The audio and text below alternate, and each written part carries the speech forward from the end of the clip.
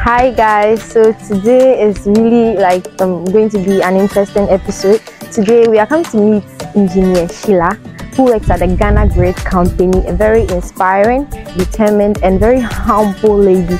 Myself, I was moved by her humility. That is why I decided to put her on this show, and I just hope we learn a lot from her. So do stick in and let's get in.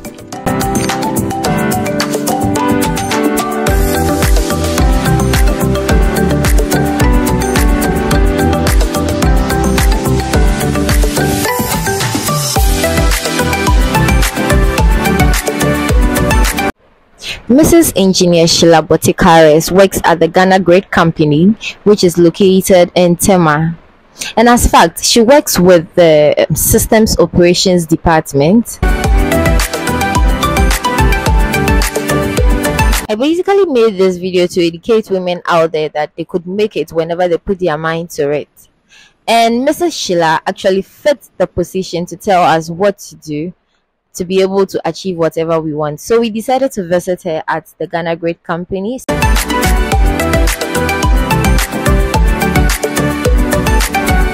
As a fact, she's very cordial with her colleagues and even intense. That was what even made it easier for us to approach her, to be able to have her on this episode.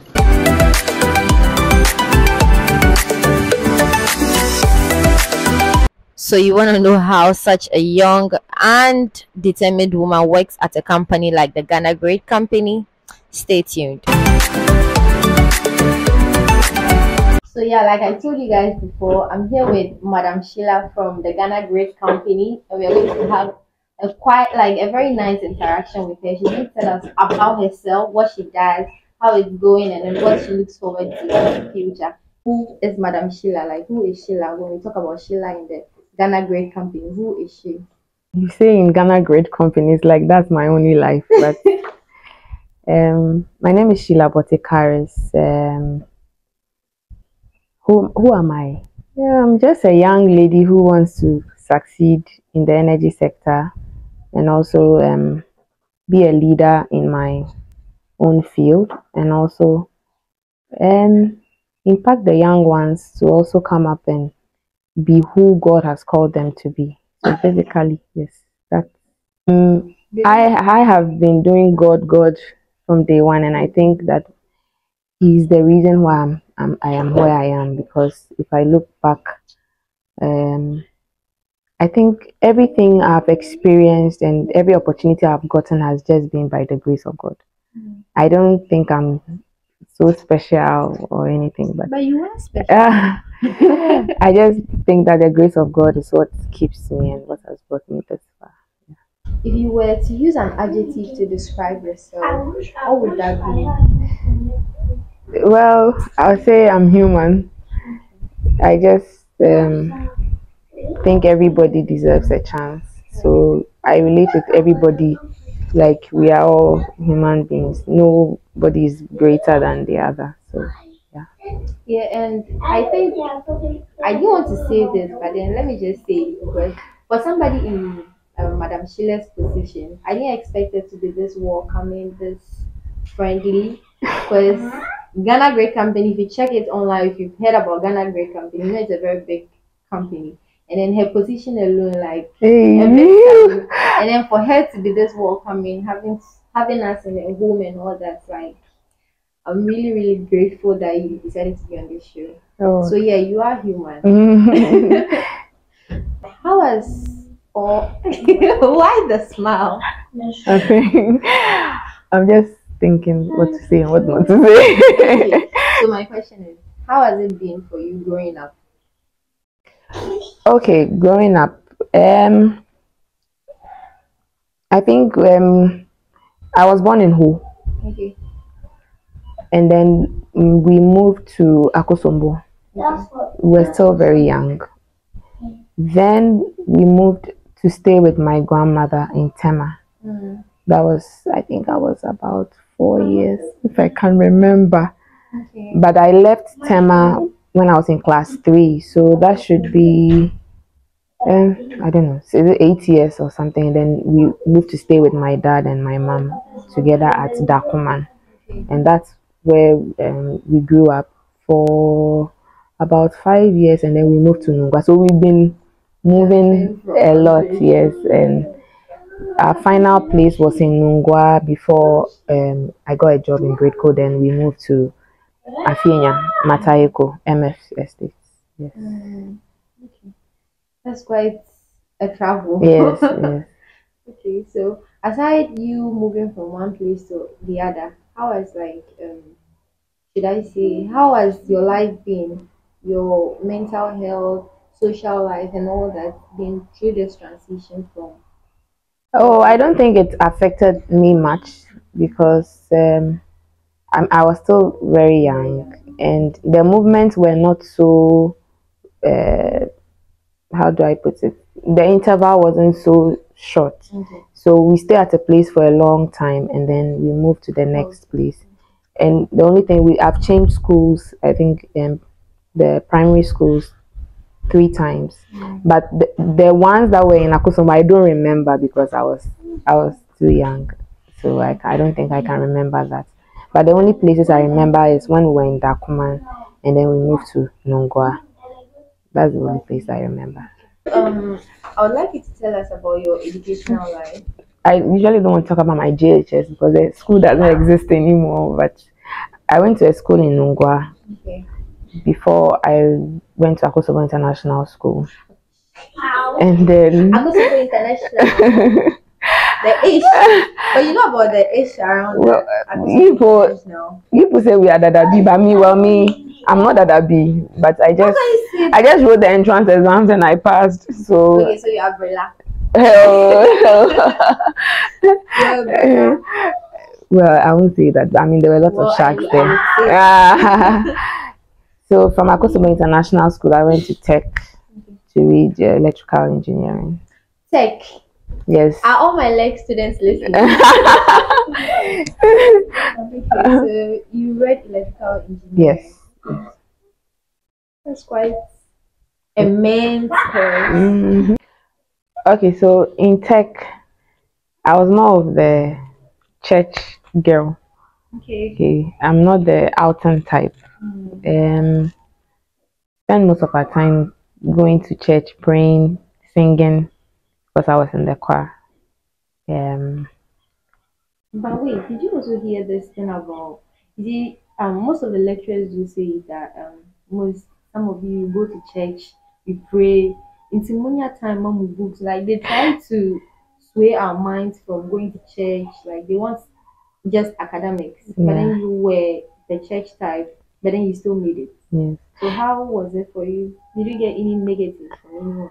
I think being in Tech, the spiritual training is part of the education for me. And I think I learned a lot from that.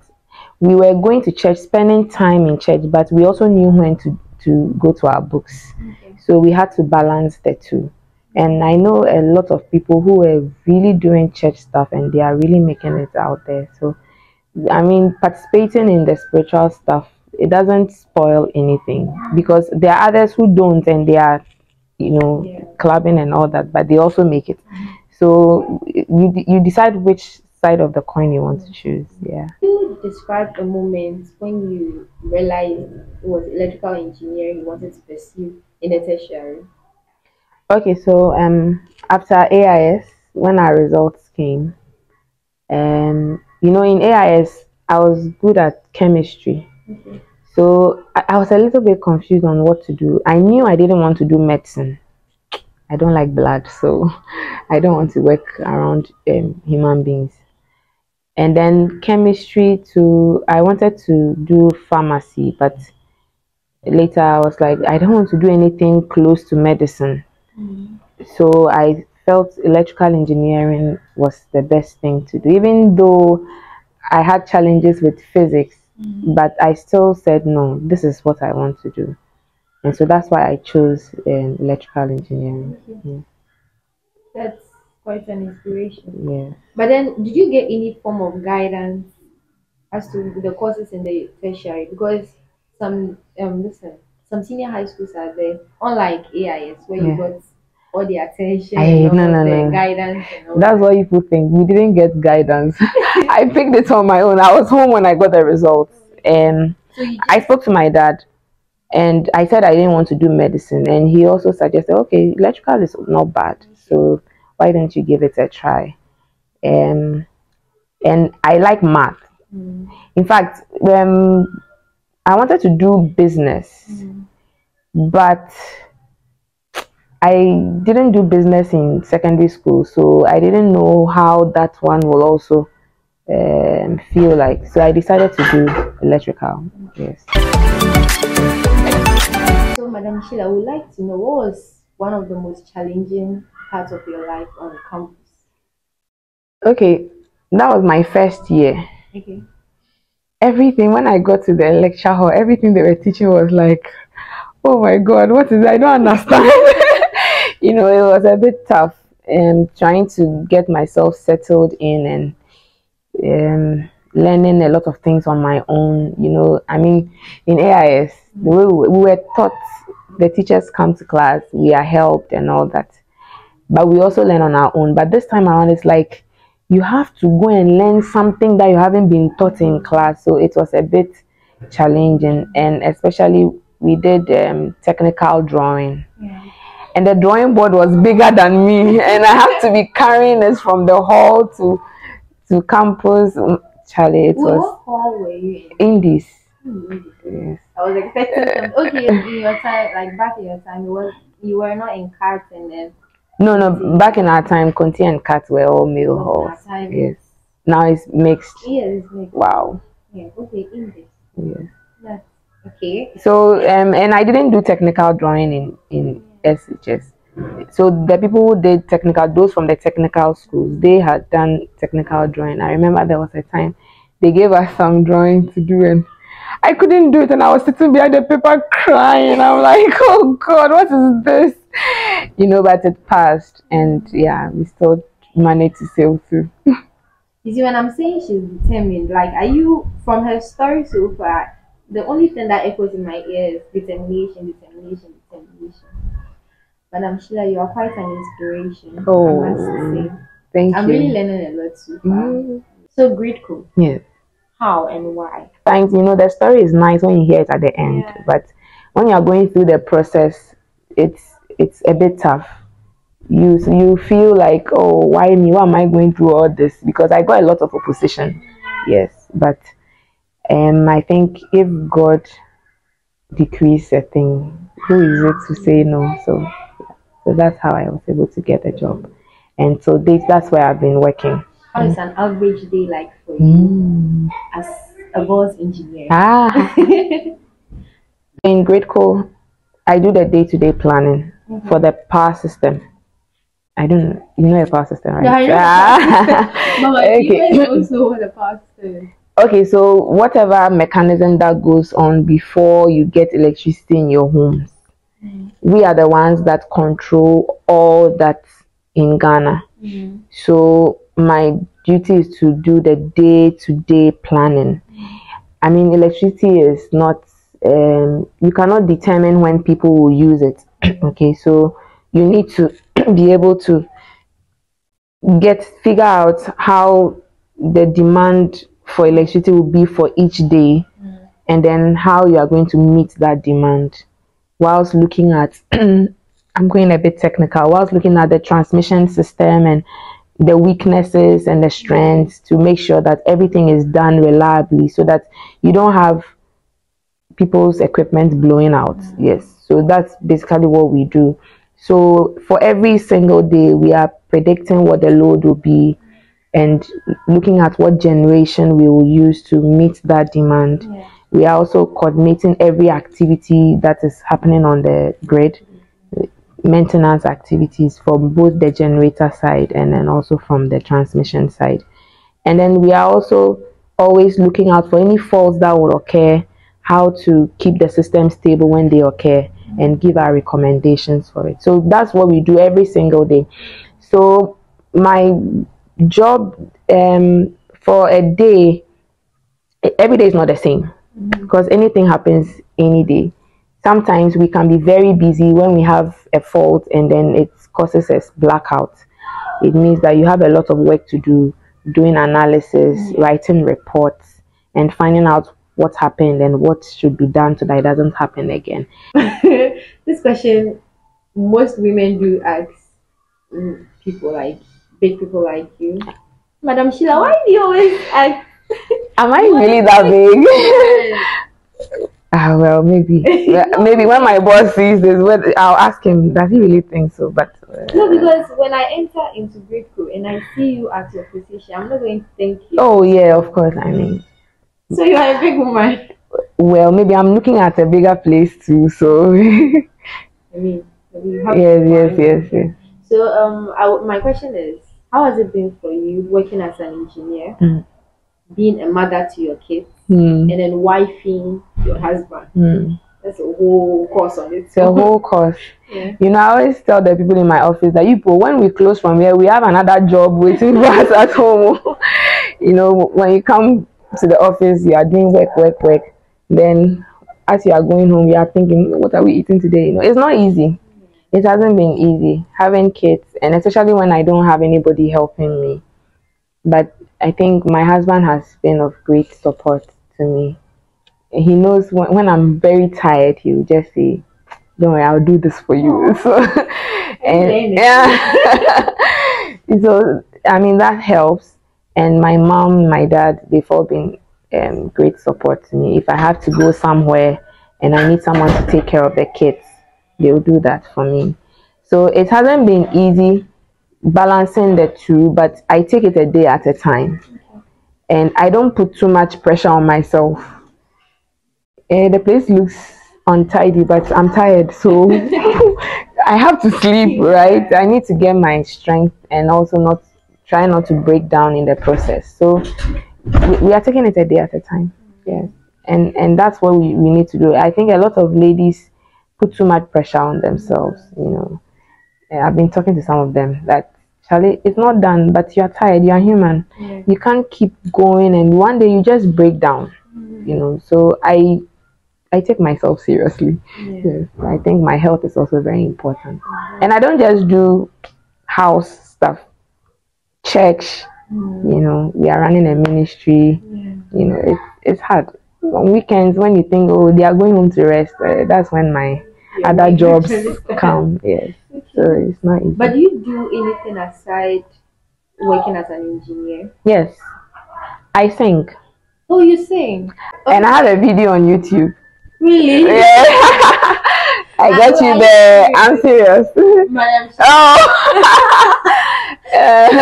Are you like serious? I'm serious, and I'll be coming up with my album next year. Ooh. So I have 5 songs on streaming platforms. Really? Yes. I did that one. Tell me yes, it's deliberate. Okay. I did that one with my husband, but the next one is going to be just me. Maybe I'll feature a few people, but yes, my album is coming up soon. Get ready. Oh, that's really nice. Yes. Because engineering. Wow. And I say you're a big woman. You're a big woman. And maybe I didn't mention another one too. What's that? I'm an ordained reverend. What? Wait, are you serious? I'm serious. So the church we pastor is my husband and I who have started it. So gradually we are praying and hoping that it will grow. You see, you guys. Let me keep this. What advice do you have for women who are interested in engineering? What kind of technical skills do you think they should get before starting up like you did? Well, technical skills. Did I even have technical skills before? You know, if you have the interest, that's all you need. You know, passion is everything. If that's what you want to do, that's all you need. Because when you go into it and it's tough, it's your passion that will keep you doing it. So for me, if you are interested in doing engineering, it's good. You have a lot of opportunities. You can do engineering and do anything you want to do. You can branch into anything. That's really true. Except for maybe the medical sciences, but for coding, business, you can do anything. So if that's your passion and that's what you want to do, I think you should go for it. You came from high school, then straight into university, did electrical engineering. Was there any force of listen, discouragement from your peers that oh this is the talk of the town, let's do this for money, or were you driven by passion? Well, for me, I don't discuss my Your plans? plans with people. I decide this is what I want to do, Yeah. and that's what I do.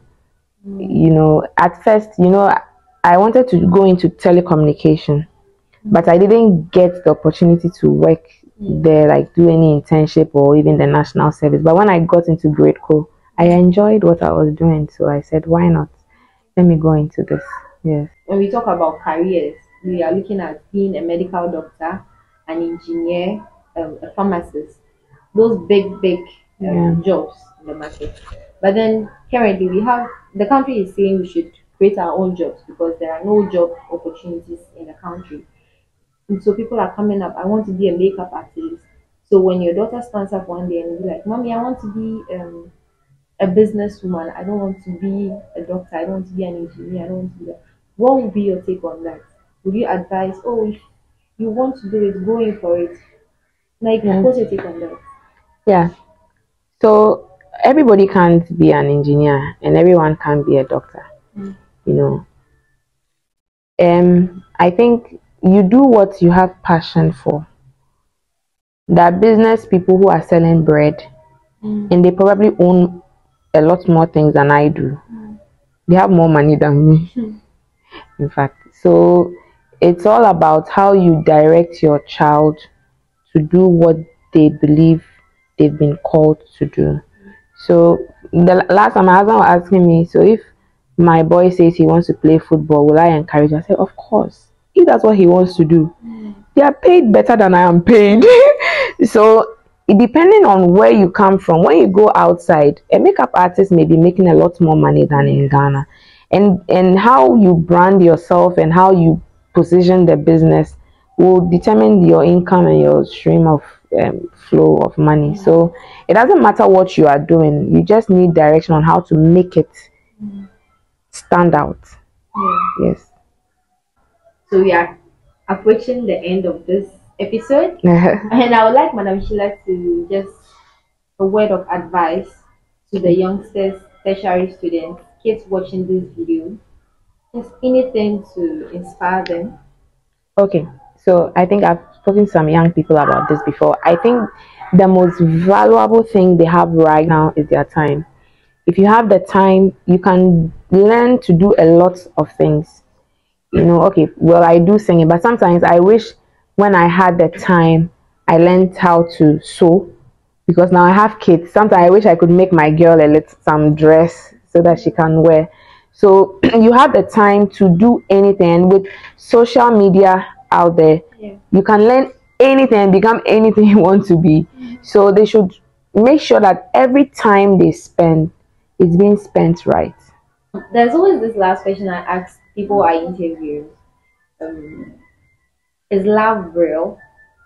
Do you believe love exists? I mean, when it comes to having your own partner, do you believe you are like designed to meet someone that you're going to spend your entire life with, or you just think, yeah, we are just meeting, okay, let's decide to get married, it's not love, let's just do this, it's marriage, let's just move on? What do you think? Yeah, love is real, especially in a marriage relationship where you are going to live with a person forever. You need more than just love. You need to make up your mind that this is the person I want to be with, because you go into the relationship and realize that guys are naughty, that kind of thing. They do things and you are surprised, but hey, you're also not perfect. So you have to learn to accept each other. I mean, in the beginning when you meet, you realize that, oh, this person, I'm able to flow with them. And that one is, maybe I'll call it love. And you love them for what you saw before you got to know who they really were. So love exists, but it will be proven with time when you stay with a person. So this episode, I'm not gonna lie, like it was really educative, inspiring, and mind blowing. Like getting to know who you are as a person. I really did enjoy every detail, and I believe I have learned a lot, and I believe my viewers have learned a lot. So I'm really grateful that I had you on this episode. God richly bless you. Thank you. May you keep growing. Amen. Amen. Yeah, so thank you very much. You're welcome. Thank you. So you guys, I believe you did learn a lot from Madam Sheila, who is the boss at Rico. Please, she's a boss. For me, she's a boss because when I entered Rico and I saw her, I was like, wow. I'm not going to lie. Like, sometimes I'll be working on the computer doing the reports, and then she comes in and I'm pretending that oh, I see. Now I see. Glasses. I'm like, ish. If you guys want more of this, you should definitely subscribe to my channel. Click the notifications button and just stick in for more episodes. Bye.